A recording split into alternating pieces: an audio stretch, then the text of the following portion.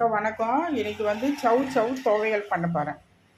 சவு துவையல் ஒரு பெரிய சவை வாங்கி கட் பண்ணி வச்சுருக்கேன். அது கூட வந்து 2 தக்காளி, இவ்வளோ பெரிய தக்காளி 2 தக்காளி கட் பண்ணி வச்சுருக்கேன். 2 வெங்காயம் கட் பண்ணி வச்சுருக்கேன். 2 வெங்காயம் கட் பண்ணி இதில் வச்சுருக்கேன். கொஞ்சம் பூண்டு, பெரிய பூண்டு வந்து இதில் வந்து உரித்து வச்சுருக்கேன். பூண்டு வந்து ஒரு பெரிய பூண்டு அதை உரித்து இதில் போட்டிருக்கேன். இதில் என்ன போட்டிருக்கேன்னா சவு, வெங்காயம், தக்காளி, பூண்டு இது போட்டு வச்சுருக்கேன். இது வந்து எண்ணெயில் வந்து நல்லா வதக்கிறதுக்கு. அதுக்கப்புறம் வந்து கடலைப்பருப்பு 3 ஸ்பூன் போட்டிருக்கேன். புளி கொஞ்சம் தேவைக்கு, அது எவ்வளோ புளிப்போ அதுக்கேற்ற மாதிரி வச்சுக்கோங்க. காரமாக எவ்வளோ வச்சுக்கிறீங்களோ வச்சுக்கோங்க. நான் 4 காஞ்ச மிளகாய் வச்சுருக்கேன். அதுக்கப்புறம் வந்து தேங்காய் வச்சுருக்கேன். இப்போ நம்ம எண்ணெய் ஊற்றி எல்லாத்தையும் வந்து வதக்கணும். இப்போ எண்ணெய் ஊற்றி நம்ம வதக்கலாம். எல்லாத்தையும் நல்லா வதக்கி எடுத்துட்டு அதுக்கப்புறம் வந்துட்டு நம்ம துவையலுக்கு ரொம்ப நைஸாக அரைக்கக்கூடாது, ஒன்றும் பாதியமாக தான் அரைக்கணும். இது ஏன்னா அப்போ தான் நல்லா சூப்பராக இருக்கும். இது வந்து காஞ்ச மிளகாய் போட்டேன். அதுக்கப்புறம் கடலைப்பருப்பு போட்டேன்.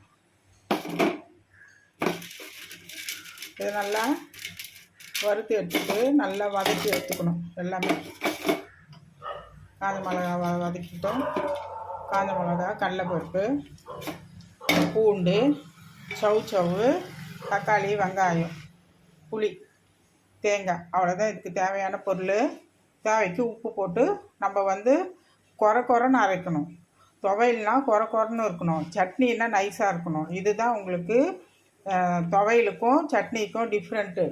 சட்னினா நைஸாக இருக்கும், அது நல்லா இருக்காது. துவையல் தான் இதுக்கு சவுக்கு நல்லாயிருக்கும். குறைன்னு நம்ம அரைச்சி எடுத்துக்கணும். இப்போ வந்து நல்லா பொரிஞ்சு வருது.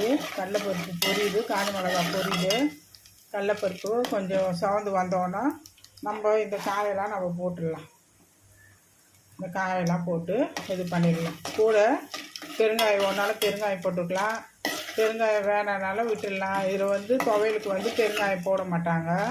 இந்த சவு துவையலுக்கு பெருங்காயம் வேணாம். காரம் உங்களுக்கு எவ்வளோ இருக்கோ அதுக்கேற்ற மாதிரி, காரத்துக்கு ஏற்ற மாதிரி காஞ்ச மிளகாய் நீங்கள் போட்டுக்கோங்க.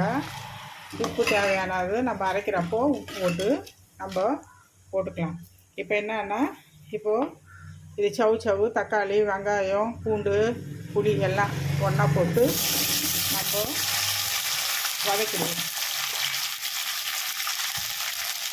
இப்போ நான் அப்படியே போட்டுட்ருக்கேன். ஞாபகம் இல்லாத இதை கட் பண்ணி வச்சுட்டேன். இப்போது நல்லா சேவக்கணும். அது நல்லா சேவந்து வந்தோன்னா அதுக்கப்புறம் நம்ம துவையல் பண்ணி அரைச்சிக்கலாம். இப்போது தேவையானது தேங்காய் போட்டுக்கிறேன். நான் துருவி வச்சேன் தேங்காய்.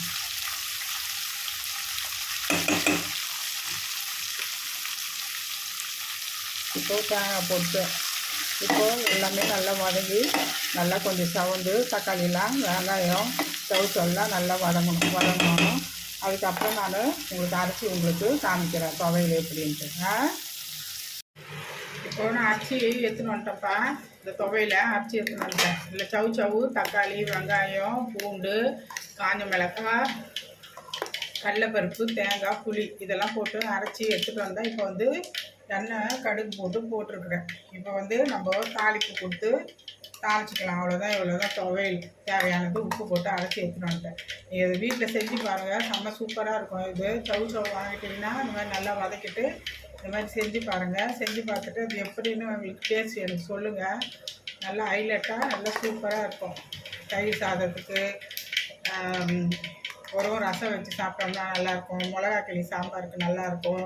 இட்லி, தோசைக்கு எல்லாத்துக்கும் வச்சு சாப்பிட்லாம். இது சூப்பராக இருக்கும். சாப்பாட்டுக்கும் வச்சுக்கலாம், டிஃபனுக்கும் வச்சு இதை சாப்பிட்லாம். இது துவையிலே நல்லாயிருக்கும். இப்போ கடுகு சீரகம்லாம் பொரிஞ்சிடுச்சு. இப்போது நான் போட்டது இப்போது தாளிச்சு போட்டுடலாம். இப்போது 2 நிமிஷம் அது வதங்கணும். இன்னும் அது பச்சை வாசனை எதனா இருந்தால், அது ஒரு மாதிரி இருந்தால் எல்லாமே போயிடும். அதனால் ஒரு 2 நிமிஷம் வதக்கி விட்டுட்டு அதுக்கப்புறம் நம்ம ஆஃப் பண்ணிடலாம். வீட்டில் அன்றைக்கி ஒரு நாள் ஃபுல்லாக இருக்கும். மறுநாளுக்கு தேவைன்னா கூட நீங்கள் ஃப்ரிட்ஜில் வச்சு யூஸ் பண்ணி சாப்பிட்லாம். சூப்பராக இருக்கும். ஏன்னா நம்ம புளி சேர்த்து எல்லாமே வதக்கி இருக்கிறதுனால நம்மளுக்கு வந்து உடனே கெட்டு போகாது. நல்லாயிருக்கும் இது.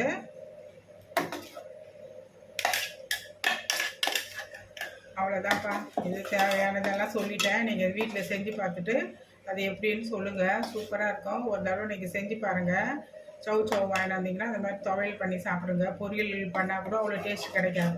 துவையலில் செம்ம டேஸ்ட்டு, செம்ம சூப்பராக, செம்ம ருசியாக நல்லாயிருக்கும். அது சாப்பாட்டுக்கும் யூஸ் பண்ணிக்கலாம், டிஃபனுக்கும் யூஸ் பண்ணி சாப்பிட்டுக்கலாம். அவ்வளோதான்ப்பா அது. தேங்க்யூ. இது வீட்டில் செஞ்சு பார்த்துட்டு எனக்கு கமெண்ட் சொல்லுங்கப்பா. அதை தேங்க்யூப்பா.